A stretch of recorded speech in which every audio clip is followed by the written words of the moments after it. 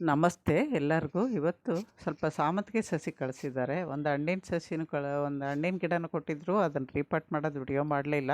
Next ಯಾವಾಗಾದ್ರೂ ಹಣ್ಣಿನ ಗಿಡ ತೋರಿಸ್ತೀನಿ. ಇವತ್ತು ಆ ಸಾಮಂತಿಗೆ ಸಸಿ ಭಾನುವಾರ ಕಳಿಸಿದ್ದವರು ನಮ್ಮ ಅಳಿಯ ಅವರು ತಗೊಂಡೋಗಿದ್ವಿ. ಯಾರು ಏನು ಅಂತ ಎಲ್ಲ ಹೇಳ್ತೀನಿ. ವಿಡಿಯೋ ಪೂರ್ತಿ ನೋಡಿ ಸಪೋರ್ಟ್ ಮಾಡಿ. ಹೊಸಬ್ರು ಯಾರಾದರೂ ಫಸ್ಟ್ ಸರಿ ಚಾನಲಿಗೆ ಬಂದು ವಿಡಿಯೋ ನೋಡ್ತಿದ್ದೆ, ದಯವಿಟ್ಟು ಸಬ್ಸ್ಕ್ರೈಬ್ ಮಾಡ್ಕೊಂಡು ನೋಡಿ. ವಿಡಿಯೋಗಳಿಂದ ಸ್ವಲ್ಪನಾದ್ರು ಉಪಯೋಗ ಇದೆ ಅಂದರೆ ಬೇರೆಯವ್ರಿಗೆ ಶೇರ್ ಮಾಡಿ. ನೋಡಿದವ್ರು ಹಂಗೆ ಲೈಕ್ ಕೊಟ್ಟರೆ ನಮ್ಗೆ ಇನ್ನೂ ಖುಷಿಯಾಗುತ್ತೆ.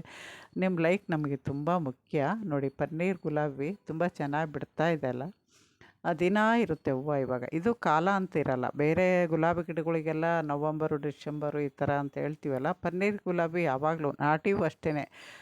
ಎಲ್ಲವೂ ಅದೇ ಥರ. ದಾಸವಾಳ ಅಷ್ಟೇ, ಗುಲಾಬಿ ಅಷ್ಟೇ. ನೋಡಿ, ಎಲ್ಲ ಸಾಮಂತಿಗೆ ಸಸಿ ನೀರಲ್ಲಿಟ್ಟಿತ್ತು. ಭಾನುವಾರ ತಂದಿದ್ದು. ನಂಗೆ ಸೋಮವಾರ ಸ್ವಲ್ಪ ಕೆಲಸ ಇತ್ತು ಅಂತ ಬರೋಕ್ಕಾಗಿಲ್ಲ. ಇದರಲ್ಲಿ ನೀರಲ್ಲಿ ಜಗ್ಗಲ್ಲಿ ನೀರು ಹಾಕಿ ಸಸಿಗಳು ಇಟ್ಟಿದ್ರು.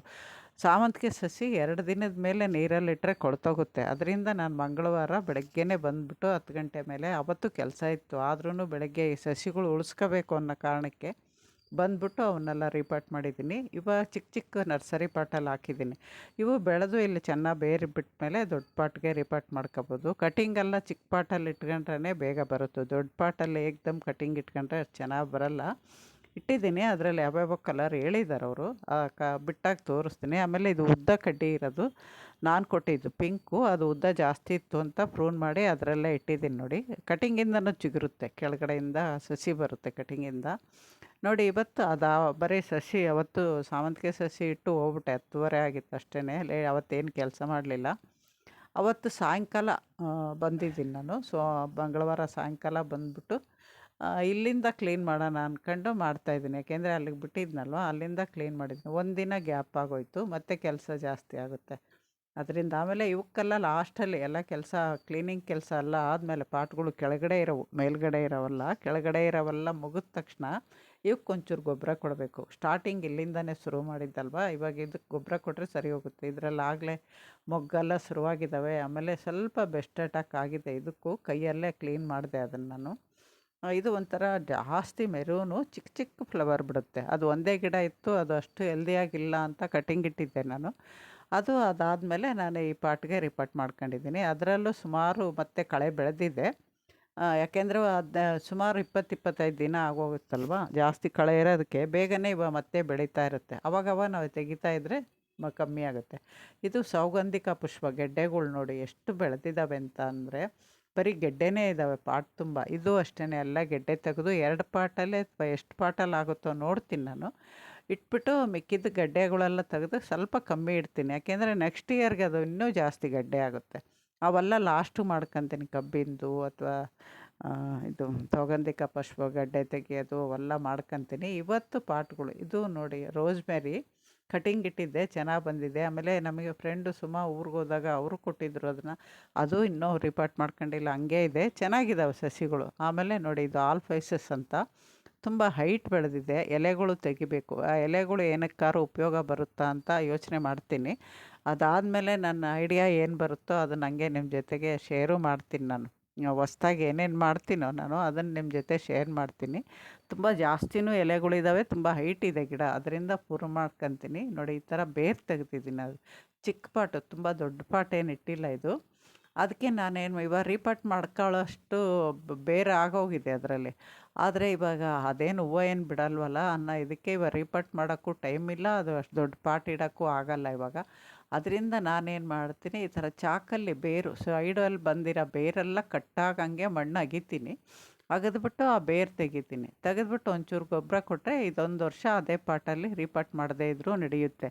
ನೆಕ್ಸ್ಟ್ ಇಯರ್ ಬೇಕಾದ್ರೆ ಸ್ವಲ್ಪ ಬೇರೆಲ್ಲ ಕಟ್ ಮಾಡಿ ಅದೇ ಪಾಟ್ಗೆ ರೀಪಾಟ್ ಮಾಡ್ಕೋಬೋದು. ಈ ವರ್ಷ ಬೇಡ ಅಂತ. ಇದು ನಾನು ಎಲ್ಲಿಂದ ತಂದಿದ್ದೆ ಅಂದರೆ GKVKಗೆ ಹೋದಾಗ ತಂದಿದ್ದು ಇದು. ಆಮೇಲೆ ಕೇಶವರ್ಧಿನಿ, ಆಲ್ಫೈಸಸ್ಸು, ಪಲಾವ್ ಎಲೆ ಅವೆಲ್ಲ ಅವಾಗ ತಂದಿದ್ದು. ಅಂದರೆ ಇದು ಮಾತ್ರ ತುಂಬ ಜಾಸ್ತಿ ಚೆನ್ನಾಗಿ ಬೆಳೆದಿದೆ, ಅದರಿಂದ ತೆಗಿತಾ ಇದ್ದೀನಿ. ಇದನ್ನು ಎಲೆ ಯಾವ ಥರ ವಾಸನೆ ಇರುತ್ತೆ, ಆಲ್ಫೈಸಸ್ಸು ಅಂದರೆ ಚಕ್ಕೆ, ಲವಂಗ, ಏಲಕ್ಕಿ ಎಲ್ಲ ಹಾಕಿದ್ರೆ ಏನು ಸ್ಮೆಲ್ ಇರುತ್ತೋ ಆ ಥರ ಇರುತ್ತೆ ಎಲೆ.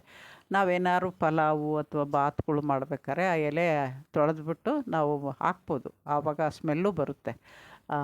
ಅದ್ರ ಅಂಶ ಖಾರ ಪಾರ ಇರಲ್ಲ, ಅದರ ವಾಸನೆ ಮಾತ್ರ, ಸಾರಿ, ಅದರ ನಮ್ಮ ಕಡೆ ಬಳ್ಳಾರಿ ಕಡೆ ವಾಸನೆ ಅಂತಾರೆ, ಇಲ್ಲ ಅನ್ನಬಾರ್ದು ಅಂತ ಗೊತ್ತಾಯಿತು. ಅದರಿಂದ ಅದ್ರ ಪರಿಮಳ ಬರುತ್ತೆ. ಅದನ್ನು ತಪ್ಪಾಗಿದ್ದರೆ ಕ್ಷಮಿಸಿ. ನಾವು ಆ ಥರ ಅಭ್ಯಾಸ ಒಂದೊಂದು ಸರಿ ಹುಟ್ಟು ಭಾಷೆ ಅಲ್ವಾ, ಮಾತೃಭಾಷೆ ಬಂದ್ಬಿಡುತ್ತೆ, ಏನು ಮಾಡೋಕ್ಕಾಗಲ್ಲ. ಅದರಿಂದ ನೋಡಿ ಅದ್ರ ಪರಿಮಳ ಬರುತ್ತೆ, ಆ ಥರ ಮಾಡ್ಕೋಬೋದು, ಉಪಯೋಗಿಸ್ಕೋಬೋದು. ಆಮೇಲೆ ಗ್ರೀನ್ ಟೀ ಕುಡಿತಾರಲ್ವ, ಅದರಿಂದನೂ ಕುಡಿಬೋದು. ಇವಾಗ ನಾವು ಮೆಣಸು, ಚಕ್ಕೆ, ಲವಂಗ ಏನೇನೋ ಹಾಕಿ ಗ್ರೀನ್ ಟೀ ಮಾಡ್ಕೊತೀವಲ್ಲ, ಈ ಎಲೆನೂ ಒಂದು 2-3 ಹಾಕ್ಕೊಂಡು ಗ್ರೀನ್ ಟೀ ಮಾಡ್ಕೊಂಡು ಕುಡಿಬೋದು. ಇದನ್ನು ಕುಡಿಬೋದು, ಪಲಾವ್ ಎಲೆದು ಕುಡಿಬೋದು. ಆಮೇಲೆ ನಿಂಬೆ ಹುಲ್ಲು ಅಂತೀವಲ್ಲ, ನೀಮ್ ಗ್ರಾಸ್ ಅಂತಾರೆ, ಅದು ಕುಡಿಬೋದು. ಆಮೇಲೆ ಚೇಪೆಕಾಯಿ ಗಿಡದ ಕೂಡ ತುಂಬ ಮೈಕೈ ನೋವಿದ್ದವ್ರಿಗೆ ಚೇಪೆಕಾಯಿ ಎಲೆ ಕಷಾಯ ಮಾಡಿ ಕುಡೋದ್ರಿಂದ ಮೈಕೈ ನೋವು ಕಮ್ಮಿ ಆಗುತ್ತೆ. ಆಮೇಲೆ ದಾಳಿಂಬೆ ಚಿಗುರೆಲೆ ಕಟ್ ಮಾಡಿ ಕಷಾಯ ಕುಡಿದ್ರೆ ಲೂಸ್ ಮೋಷನ್ ಆಗೋರಿಗೆ ನಿಂತ್ಕೊಳ್ಳುತ್ತೆ. ನೋಡಿ, ಇದು ಕ್ಲೀನ್ ಮಾಡಿ ಇಟ್ಟೆ. ಇದು ಯಾವ ಪಾಟು ಅಂದರೆ ಪ್ಯಾಷನ್ ಫ್ರೂಟ್ ಗಿಡ. ಅದು 2 ಇಟ್ಟಿದ್ದೆ, ಒಂದು ಕೆಳಗಡೆ ದೊಡ್ಡ ಪಾಟಲ್ಲಿದೆ, ಬೆಳೀತಾ ಇದೆ. ಇದು ಇನ್ನೊಂದು ಚಿಕ್ಕದಿದೆ, ಇನ್ನೊಂದರಲ್ಲಿ ಇಡಬೇಕು ನಾನು. ಯಾಕೆಂದರೆ ಒಂದೇ ಪಾಟಲ್ಲಿ ಅಷ್ಟೊಂದು ಹಣ್ಣು ಬಿಡಲ್ಲ ಇವು. ನಾವು ಪಾಟ ನೆಲದಾಗಾದರೆ ಒಂದೇ ಗಿಡ ಸಾಕು. ಅದರಿಂದ ಇನ್ನೊಂದು ಕಬ್ಬಿಂದು ಟಬ್ ಇದೆಯಲ್ಲ, ಅದನ್ನು ಖಾಲಿ ಮಾಡಿದಾಗ ಅದರಲ್ಲಿ ಹಾಕೋಣ ಅಂತ ಅಂದ್ಕೊಂಡಿದ್ದೀನಿ. ಅದು ಅಕಸ್ಮಾತ್ ಹಂಗೆ ಹಾಕಿದಾಗ ನಿಮಗೆ ಅದನ್ನು ನಾನು ಅಪ್ಡೇಟ್ ಕೊಡ್ತೀನಿ. ಇವಾಗ ಅದೆಲ್ಲ ರೆಡಿ ಮಾಡಿದೆ. ನೋಡಿ ಎಷ್ಟು ಉದ್ದ ಬೆಳೆದಿದೆ. ಇದು ಫಸ್ಟ್ ಇಟ್ಟಿದ್ದು, ಅದು ಇದು ಒಂದೇ ಸರಿ ಹಾಕಿದ್ದು. ಇದು ರೀಪಟ್ ಮಾಡ್ಕೊಂಡಿದ್ದಕ್ಕೆ ಚೆನ್ನಾಗಿ ಬೆಳೆದಿದೆ. ಅದು ಚಿಕ್ಕ ಪಾಟಲ್ಲಿ ಇರೋದಕ್ಕೆ ಅಷ್ಟೇ ಇದೆ, ತುಂಬ ಜಾಸ್ತಿ ಇಲ್ಲ. ಇದು ಅಷ್ಟೇ ನೋಡಿ, ಹೊಸ ಬೇರು ಸೈಡಲ್ಲಿ ಬರ್ತಾ ಇದೆ. ಇದು ಈ ವರ್ಷನೇ ರೀಪಟ್ ಮಾಡಿರೋದು. ಗಾರ್ಡನ್ನೆಲ್ಲ ಸೆಟ್ ಮಾಡಿದ್ವಲ್ಲ ನಾವು, ನೆಲಕ್ಕೆಲ್ಲ ಇದಾಕ್ಸಿ ವಾಟರ್ ಪ್ರೂಫ್ ಮಾಡಿಸಾದ್ಮೇಲೆ ಸೆಟ್ ಮಾಡಿದಾಗ ರೀಪಟ್ ಮಾಡೇ ಇಟ್ಟಿದ್ದೆ ಗಿಡ. ಇವಾಗ ಹೊಸ ಬೇರು ಈ ಥರ ವೈಟ್ ಇರುತ್ತೆ.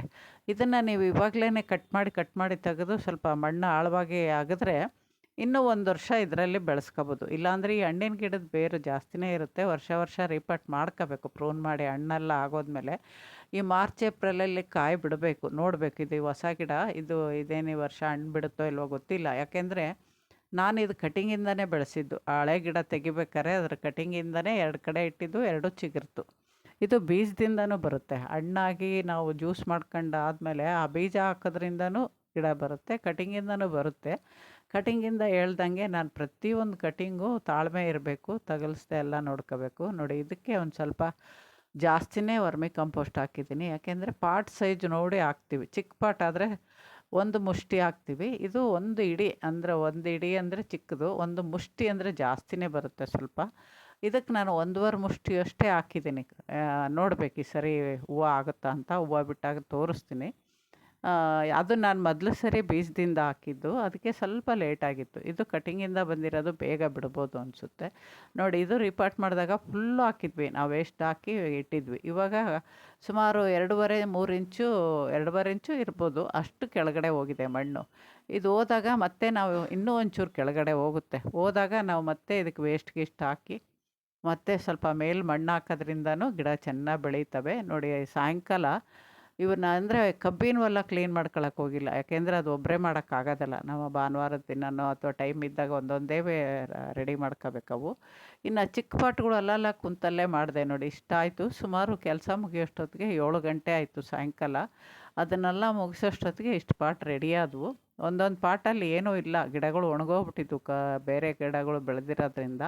ಅವನ್ನೆಲ್ಲ ಪೂರ್ತಿ ಮಣ್ಣು ಸುರಿದ್ಬಿಟ್ಟು ಕೂತಲ್ಲೇ ನಾನು ವೇಸ್ಟ್ ಹಾಕಿ ರೀಪಾಟ್ ಮಾಡಿ ಇಟ್ಟಿದ್ದೀನಿ. ಈ ಕಣಗಿಲಿಗೆ ಇದು ಬಸವನ ಪಾದುವ ಅಂತೀವಲ್ಲ, ನಂದಿ ಬಟ್ಲು ಹೂವು ಅಂತೀವಿ, ಅವನ್ನು ಪಾಟ್ಗಳು ಸುಮಾರು ಈ ನಂದಿ ಬಟ್ಲು ಹೂವು 3 ಇದ್ದಾವೆ. ಸಿಂಗಲ್ ಪೆಟಲು, ಡಬಲ್ ಪೆಟಲು, ಇನ್ನೂ ಒಂದು ಬೇರೆ ಥರ. ಇವು 3 ಅವೇನೇ ಪಕ್ಕ ಇಟ್ಟಿದ್ದೀನಿ. ಇದಾದಮೇಲೆ ಕಣಗಿಲ ಗಿಡ, ಇದು ಬಕೀಟು ಒಡೆದೋದ್ಮೇಲೆ ರೀಪಾಟ್ ಮಾಡ್ಕೊಳ್ಳೋಣ ಅಂತ ಹಂಗೆ ಇಟ್ಟಿದ್ದೀನಿ. ಯಾಕೆಂದರೆ ತುಂಬ ದಿನ ಆಯಿತು, ಅದು ಬಕೆಟ್ ಮೆತ್ತಗಾಗಿದೆ. ಇವಾಗ ಅದಕ್ಕೆ ಅದನ್ನು ರೀಪಾಟ್ ಮಾಡೋಕ್ಕೆ ಹೋಗಿಲ್ಲ, ಅದು ಬೇರು ಜಾಸ್ತಿ ಆಗಿದೆ, ಇರಲಿ ಅಂತ ಬಿಟ್ಟಿದ್ದೀನಿ. ಇವಾಗ ನೋಡಿ, ಇಷ್ಟು ಪಾಟು ರೆಡಿ ಆಯಿತು. ಸಾಯಂಕಾಲ ಬಂದಾಗ ಸುಮಾರು ಒಂದು 13-14 ಪಾಟು ರೆಡಿ ಮಾಡಿದ್ದೀನಿ. ಇಲ್ಲಿಂದ ಮತ್ತೆ ನಾಳೆ ಬೆಳಗ್ಗೆ ಸ್ಟಾರ್ಟ್ ಮಾಡಬೇಕು. ಈ ಥರ ಬೆಳಗ್ಗೆ ಆದರೆ ಬೆಳಗ್ಗೆ, ಸಾಯಂಕಾಲ ಆದರೆ ಸಾಯಂಕಾಲ, 2 ಹೊತ್ತು ಮಾಡ್ತಾಯಿಲ್ಲ. ಯಾಕೆಂದರೆ ನಮ್ಮ ತಂಗಿ ಎಲ್ಲ ಬೈತಾರೆ 2 ಹೊತ್ತು ಮಾಡೋದಕ್ಕೆ, ಮೈಕೈ ನೋವು ಇನ್ನೂ ಕಮ್ಮಿ ಆಗಿಲ್ಲ, ಮಾಡಬೇಡ ಅಂತ. ಅದರಿಂದ ನಾನು ಜಾಸ್ತಿ ಮಾಡ್ತಿಲ್ಲ. ಅಕಸ್ಮಾತ್ ನನಗೆ ಇವತ್ತು ಮಾಡೋಕ್ಕೆ ಮೂಡಿರಲಿಲ್ವಾ, ಬಿಟ್ಬಿಟ್ಟಿರ್ತೀನಿ. ಬಿಟ್ಬಿಟ್ಟು ತಿರ್ಗಾ ಮಾರನೇ ದಿನ ಮಾಡ್ತೀನಿ. ಇದಿಷ್ಟು ಮಾಡೋದ್ರಿಂದ ಸುಮಾರು 1.5 ತಿಂಗಳಾಯಿತು. ನಾವು ಕಂಟಿನ್ಯೂ ಜಾಸ್ತಿ ಗಲೀಜಿಲ್ಲ ಅಂದರೆ ಬರೀ 15 ದಿನಕ್ಕೆ ಪೂರ್ತಿ ಗಾರ್ಡನ್ ಕ್ಲೀನ್ ಮಾಡ್ತಿದ್ದೆ. ನನ್ನ ಹಳೇ ವಿಡಿಯೋ ಮೊದಲಿಂದ ಫಾಲೋ ಮಾಡೋರಿಗೆ ಗೊತ್ತಿರುತ್ತೆ. ಆ ಥರ ಫಾಲೋ ಮಾಡೋರು ನೋಡಿದರೆ ಯಾರಾನು ನಿಜನಾ ನಾನು ಹೇಳಿದ್ದು ಸುಳ್ಳ ಅಂತ ಕಮೆಂಟಲ್ಲಿ ಹೇಳಿ. ನೋಡಿ ಇವನ್ನ ಸ್ವಲ್ಪ ಮಾಡ್ಕೋಬೇಕು. ಇವೆಲ್ಲ ಬೇಗ ಬೇಗ ಆಗೋಗುತ್ತೆ. ಚಿಕ್ಕ ಪಾಟೆಲ್ಲ ಬೇಗ ಬೇಗ ಆಗುತ್ತೆ. ಇವೆಲ್ಲ ರೈನ್ ಲಿಲ್ಲಿ. ಇವನ್ನು ಅಷ್ಟೇ ಎಲೆಗಳೆಲ್ಲ ಕಟ್ ಮಾಡಿ ಸ್ವಲ್ಪ ಕ್ಲೀನ್ ಮಾಡಿ ಅದಕ್ಕೊಂಚೂರು ಮಣ್ಣು ತುಂಬ ಗಟ್ಟಿಯಾಗಿರುತ್ತೆ, ಲೂಸ್ ಮಾಡಬೇಕು. ನಮಸ್ತೆ, ಇನ್ನೊಂದು ವಿಡಿಯೋದಲ್ಲಿ ಸಿಗ್ತೀನಿ.